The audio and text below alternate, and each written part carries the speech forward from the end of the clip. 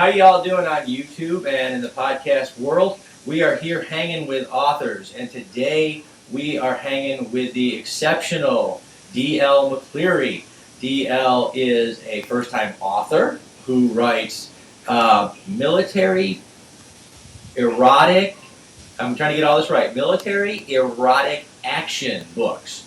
Fantastic stuff, y'all. Really good stuff. And he writes from what he knows. He is actually a BDSM educator and a shibari rigger. Is that correct? Artist. Shibari artist. For those of you who don't know, shibari is an art of Japanese, is it? Rope binding. Rope binding. Okay, so DL, welcome to the show. Man, that's some exceptional stuff there. So tell us, first of all, tell us about your book and tell us all about it and where we can find it and everything else, please. Well, the book's available on all the major sites, Amazon, Nook, everything you can think of. It's available by going to my author name, D.L. McCleary. I can't sweeten to quite get Amazon to do it by the title of the book, which is A Good Day. A Good Day is a book about a soldier who, in his last tour in Afghanistan, gets badly wounded and winds up being evacuated to Germany. He is the kind of guy that when you got to send somebody in, he's the guy you send in. He's the badass to send in. He's the John Wayne. He is, he's the guy. So he gets badly wounded. He gets evacuated to Germany, and his wife meets him there. Well, this ends in military career. But since he had a lot of contacts and he's been in the military a long time, he was offered a job running a black ops type of company. So he's trying to learn. He's trying to heal from the wound. He's trying to learn how to run a black ops company. Meanwhile, while his wife is in Germany, she discovers the whole underground German BDSM scene. The security guard starts to take out clubs, and she starts to like what she sees. Well, her and her husband are madly in love, so she has to figure out how to bring him into this. And just like most women do, they drag their husband into the BDSM scene. It's usually not the other way around.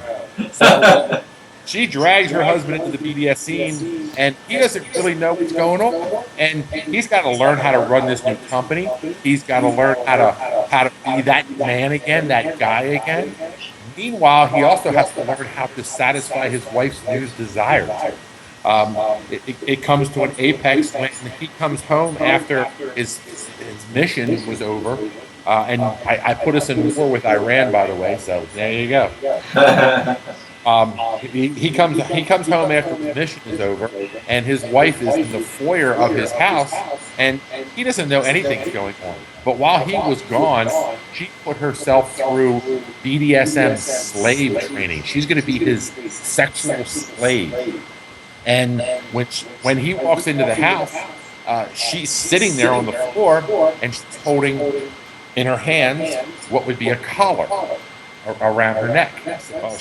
So the whole book really goes back and forth, almost chapter to chapter, with the military side of it, with us at war, with him leading this elite group of people to do the things that the U.S. government can't do on their own.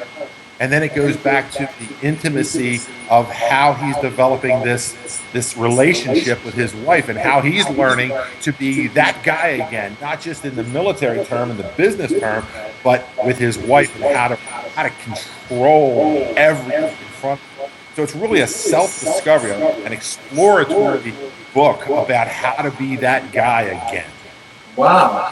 Well, it's a fascinating topic, and obviously the readers in the world have been, ever so recently introduced to the BDSM community in tiny parts here and there in popular culture.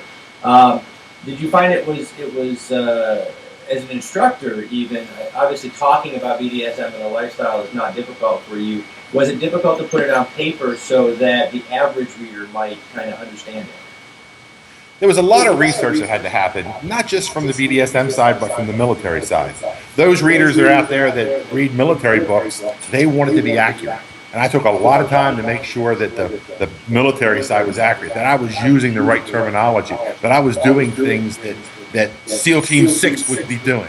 I was making sure that I was right on. When it came to the BDSM side, especially because all the criticism of 50 Shades of Grey as it came out, I wanted to make sure that what was in that book was both safe, consensual, and possible. I didn't want anybody to read the book and say, this can't happen. No, everything in the book, every single topic in the book can and will happen, from the military side of things to the BDSM side of things, to every part of the relationship. Now that's exceptional, and it's rare for a civilian author to dive in and do the research for military writing in particular.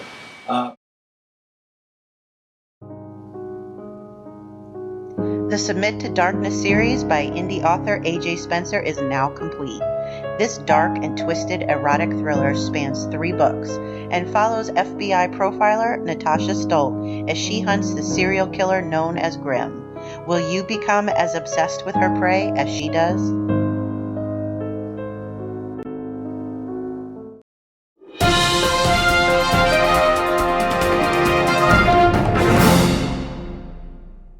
This is GW Pomichter, and we are hanging with authors. We have our guest host today, Sage Dia, who's with us, and we are talking to author D.L. McCleary about a good day.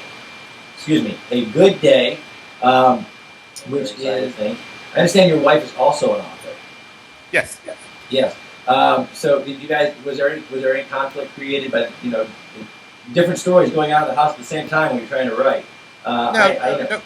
No conflict at all. She's a totally different kind of writer than me, although she does write erotica also. But her type of writing and my type of writing are totally different. Hers is more sensual. It's more female oriented.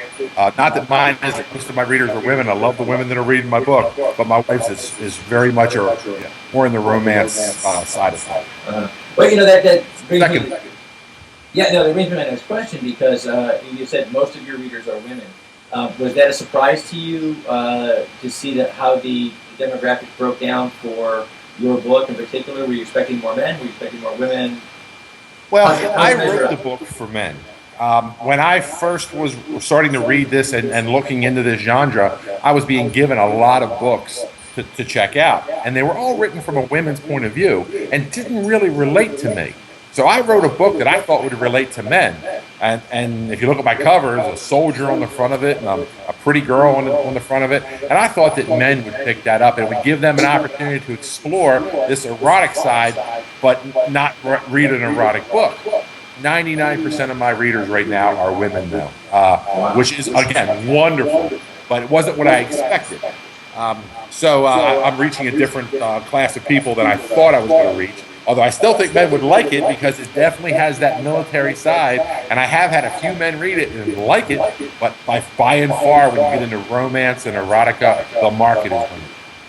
Outstanding.